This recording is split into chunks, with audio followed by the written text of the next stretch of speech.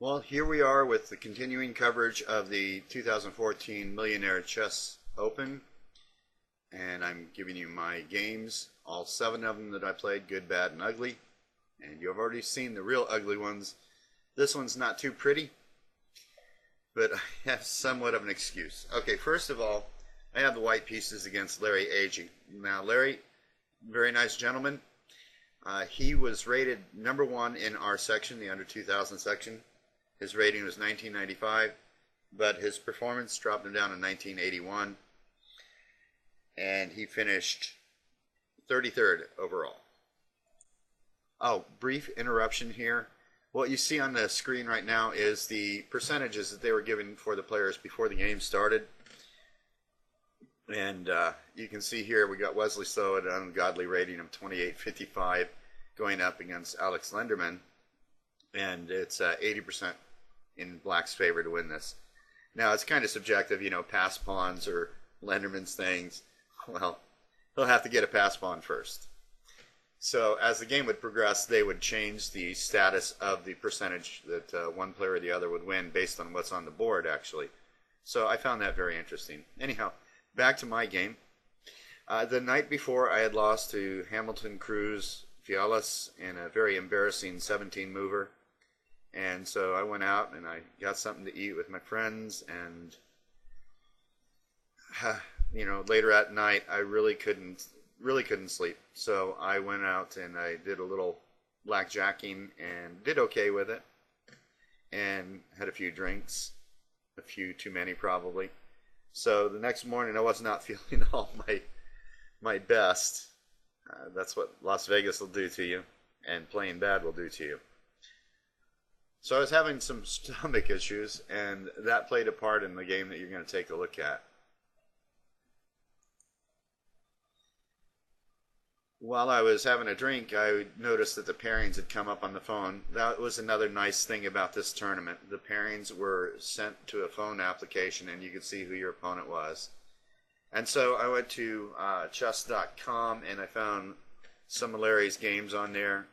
Nothing real concise, but it seemed like he was going to play the Alekhines defense, and that's what I did a little preparation on. I didn't do too much because I have a line against the Alekhines that I like to play, and it turned out pretty much the way I thought it would in the opening. He played a little different line than what he showed in his chess.com lines, but that's to be expected. But at least I knew I was going to be playing most likely against the Alekhine defense.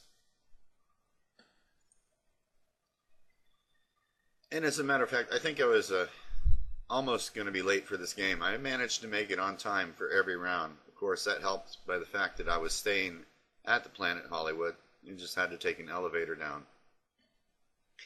Oh, what you see on the screen here is, I think that's Memedov and Sam Shanklin. Sam was excellent in the last Olympiad. I think he got the gold for his board. He was just a monster. Very good player, very talented, and a nice young man. They're going up to Carol Jarecki here, the tournament director, because I believe they had a short draw, and the matter of this draw was a threefold repetition, and it was under 30 moves, so they're one of the first to finish there. But, you know, what are you going to do? If it's a threefold repetition, you really have no choice. We all know about threefold repetition, don't we, folks? Yeah, so here we got the big stage players. Daniel Naroditsky, also a very tough player.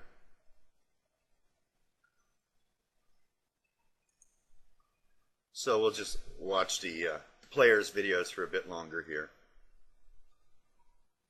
I'm kind of surprised how many players do not actually look at the board when they're playing. I do the same thing. I'm still thinking of the game when I'm away from the board or looking away, but sometimes it helps to not just look at it.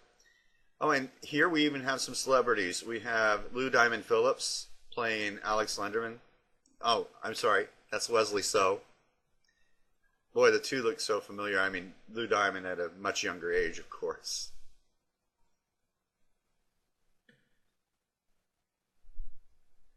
And the nervous legs of any chess player, that's a common sight. They're going 100 miles an hour. Helps to keep the blood flowing, and you need blood flow to think better. So that's a natural thing that I think almost every chess player has in common.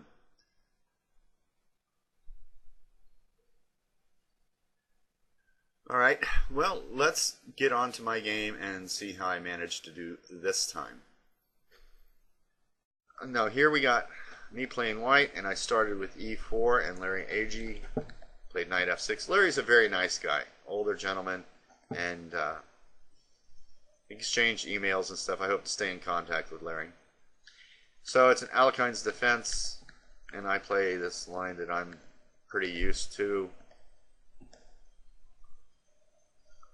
Now rook c1. Now I gotta say that around this point my stomach started giving me some pretty severe problems.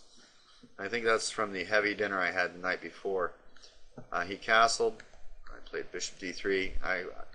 Normally I play b3 here, but you know, like I said, I'm a bit out of wits. And bishop g4, and my stomach was acting up terribly, so I had to step away from the board. So I played bishop b1 and walked away from the board. D5 is the move to play, and then after this sequence here, we got a pretty level game. It's anybody's game here. But, like I said, my stomach was acting up. I needed to address that situation pretty quick. So I played bishop b1.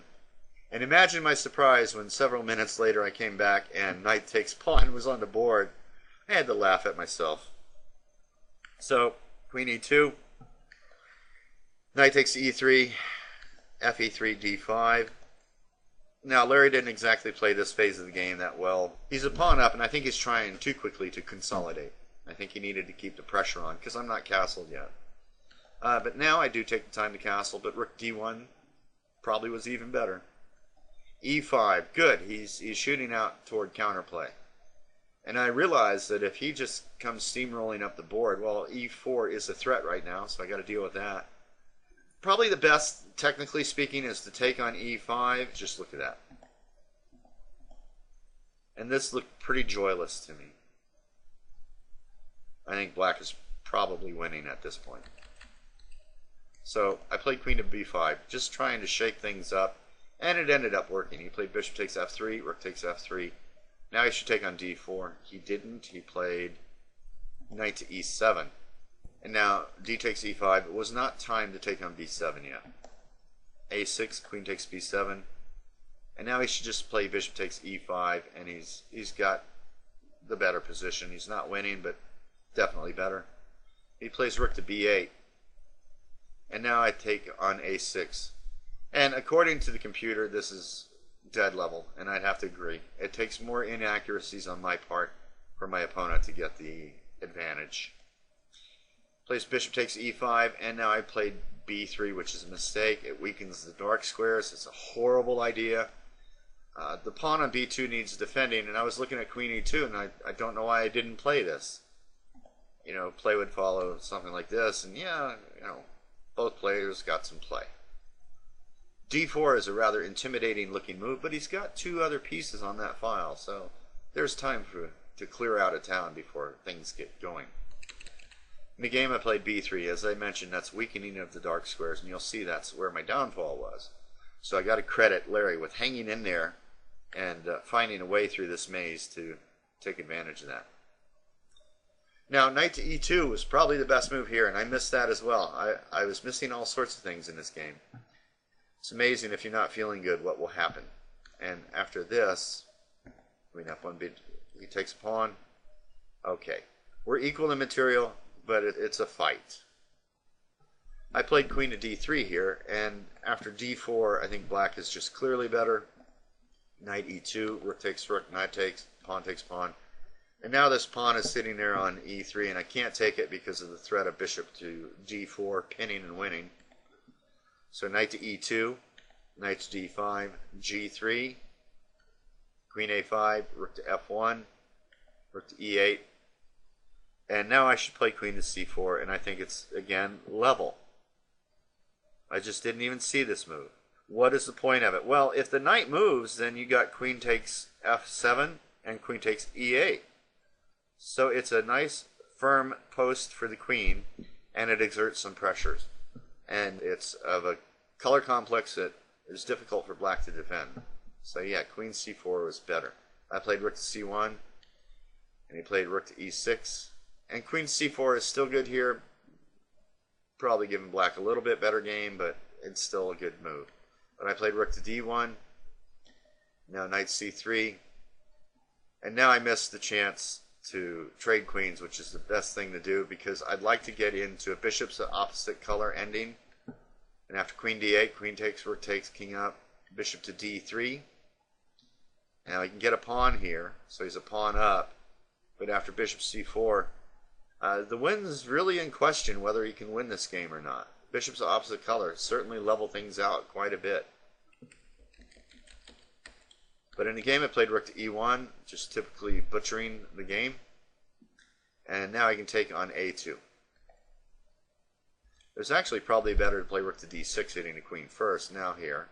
And then knight takes, queen takes. Okay, we got bishops of the opposite color, but that favors the attacker.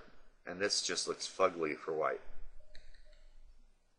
I played knight takes a2, rook to d1, and now knight to c3. Again, rook to d6 is probably the best move for black. Now I look to trade queens.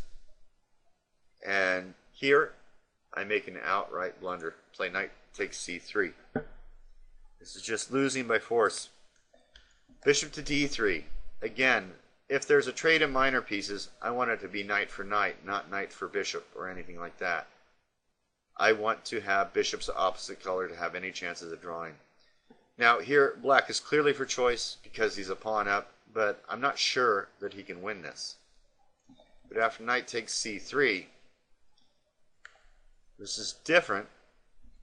Because after bishop takes c3, I resign because there's no stopping this pawn now. Bishop d3, he goes up, and I have to give up material. So he deserved the win because I played so poorly here.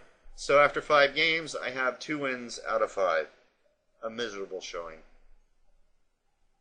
Alright, stay tuned for the next game. Hopefully I can pull things around in round 6. Until next time, good luck.